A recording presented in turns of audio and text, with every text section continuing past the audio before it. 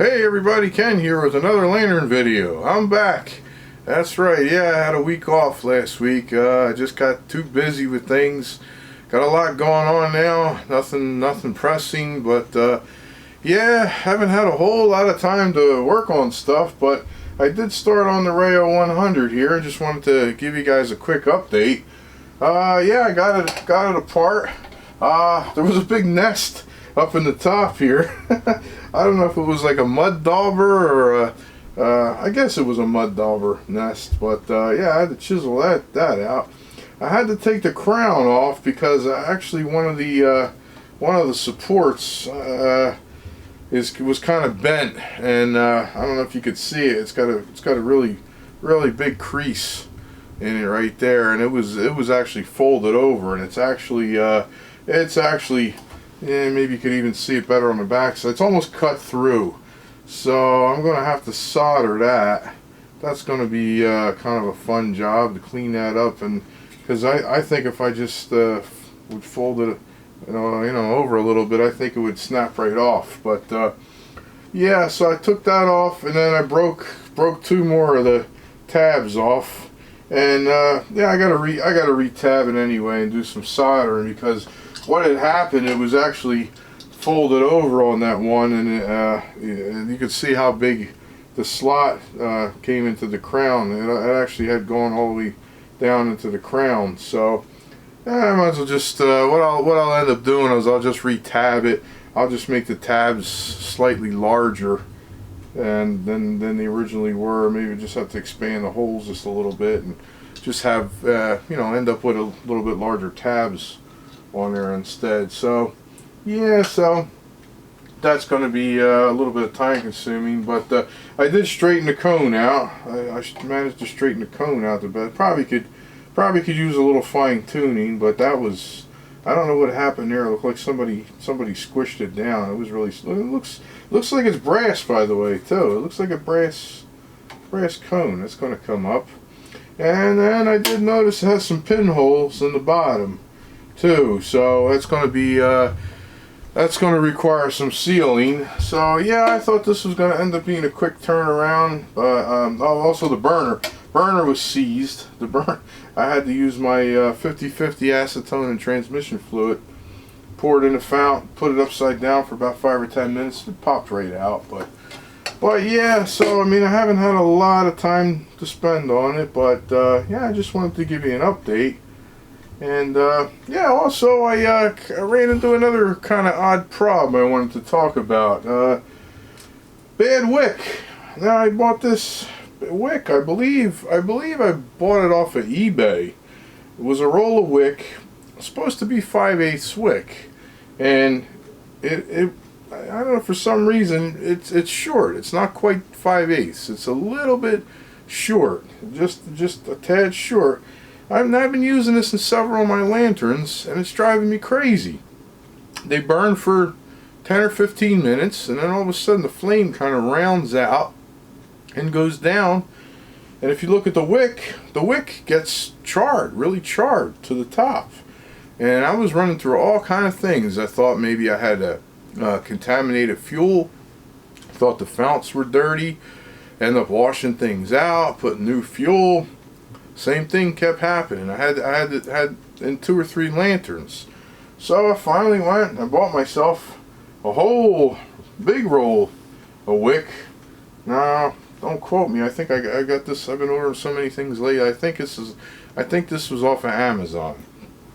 I just so happened to see a huge roll of it, fairly cheap. I think it's like 40 feet or something like that. But again, 5/8 wick. But if you do lay one on top of the other, I don't know if you can really see that on camera, but it's like the bad wick is about 1 millimeter short. Not only is it short, but it's really hard. The weave is like so hard compared to this wick that's generally relatively soft, and it has a more of a bigger weave. The weave looks like it was done. These are like smaller and tighter. I don't know, but lo and behold, I cut a piece of this just a little earlier today, and I put it in a Dietz Junior. Same fuel, didn't wash out the fount or anything, and burned it for about a half hour, and it burned like a champ. It barely charred the end, and not only that, I had a good wide flame, which I wasn't getting with this either. The flame wasn't really spanning out the way it should be. And hey, I just noticed something, by the way. I was putting this wick away. It came with a pin to secure the end, and I'm just noticing now that when I go to put this pin in this stuff, I have to really, if I don't put it on a steep angle, I'm pressing pretty hard, and I'm almost afraid to press, even though it's got a small head on it. It's gonna end up going in my thumb. It's so hard to put this pin in this wick, whereas, well, I got this stuff all bunched up now, but on this stuff that's relatively soft, look at that. The pin goes in with no hardly any effort at all, and I'm putting it in relatively straight too. So I'm definitely noticing that this is a much softer material, and it's the good stuff.